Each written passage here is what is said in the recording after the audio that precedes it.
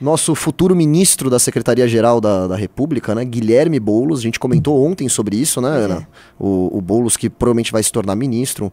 Ultimamente tem um mandato apagado, um mandato irrelevante, sem grandes proposições, sem grandes projetos. Para vocês terem uma ideia, a Erika Hilton, ela tem muito mais relevância política dentro da esquerda hoje do que o Guilherme Boulos. Tanto é que vocês ouvem muito mais falar na Erika Hilton, como diria o Renan, né, a linda modelo Erika Hilton, do que o Guilherme Boulos. E olha que o Guilherme Boulos foi um dos principais líderes de uma das maiores organizações de esquerda, que é o MST.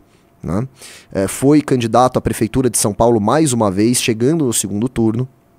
Só que aí ele foi totalmente humilhado nas eleições, né? Ele perdeu assim vergonhosamente pro Ricardo Nunes, que era um cara sem nenhum tipo de carisma, sem nenhum tipo de apelo, né?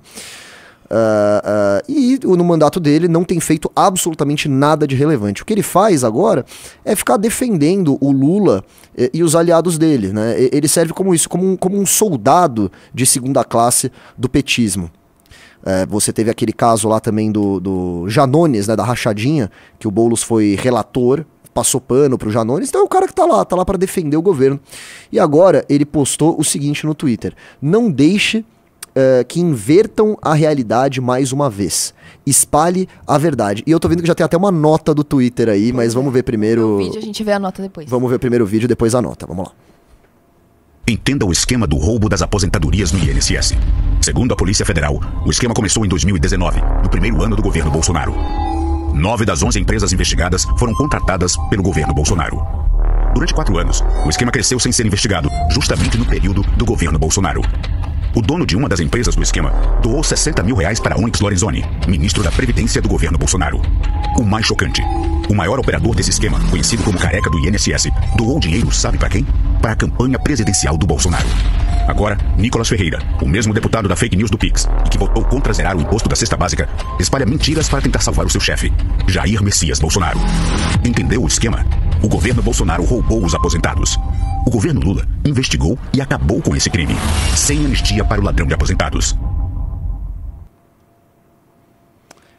Pois é, e agora vamos ler aqui a nota do Twitter. Contexto importante: prejuízos aumentaram significativamente durante o governo Lula, atingindo 6,3 bilhões de reais até 2024 e crescendo 300% de 2022 a 2024, governo Lula.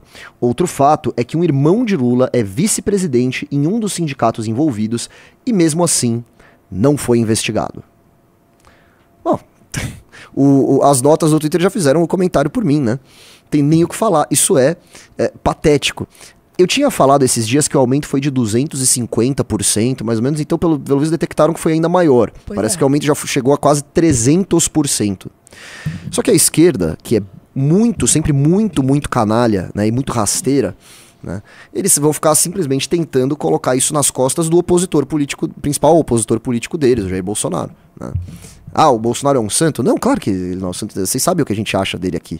É um ladrão, é um cara que tentou praticar golpe de Estado, sim, é um cara que tem que ser preso.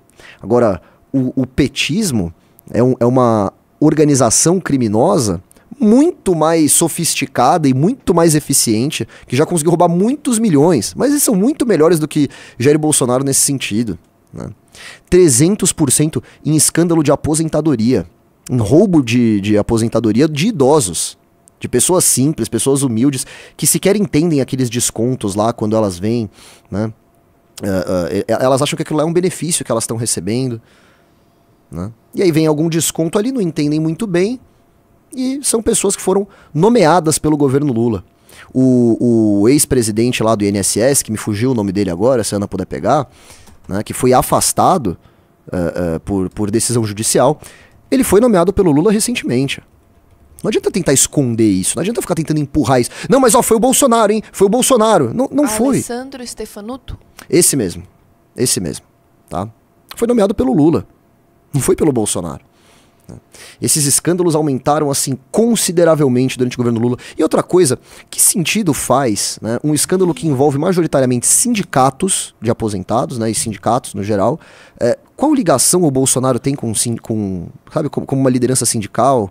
Que ligação que o Bolsonaro tem com o sindicato? Nenhuma. A ligação do Bolsonaro era com o militarismo, por exemplo, né?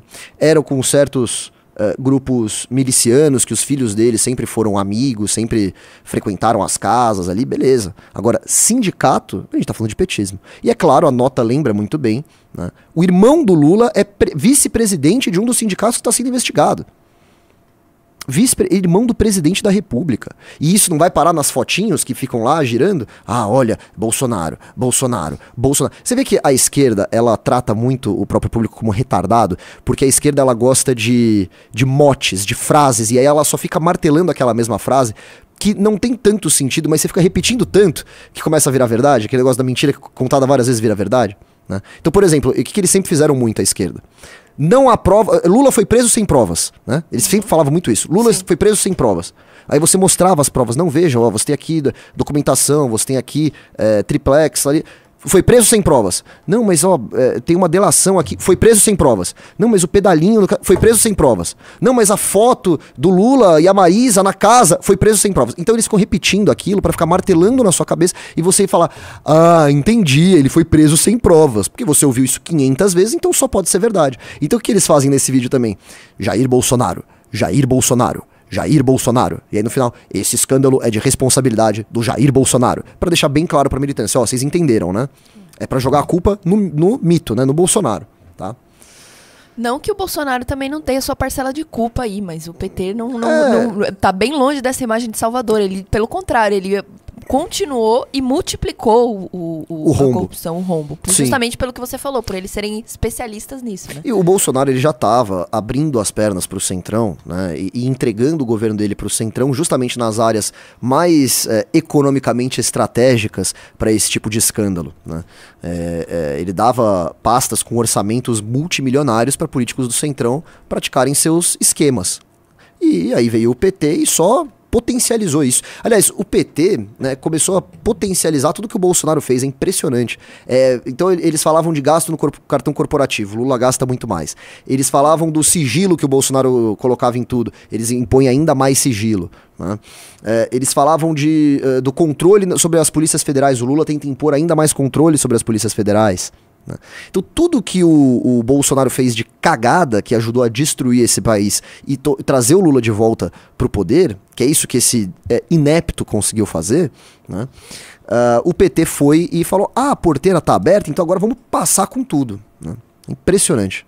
Nossa, eu acabo de fazer essa frase, eu vejo tudo bem que eu sei que tem um pouco de atraso, mas mesmo assim, Merreiro tá defendendo o Bolsonaro. O fato do esquema ter aumentado no governo Lula inocenta o Bolsonaro? Não é isso que eu falei, não é isso que eu falei. Criatura de Deus. Mas enfim, eu acho que deu pra entender, mas o cara deve estar zoando, não é possível.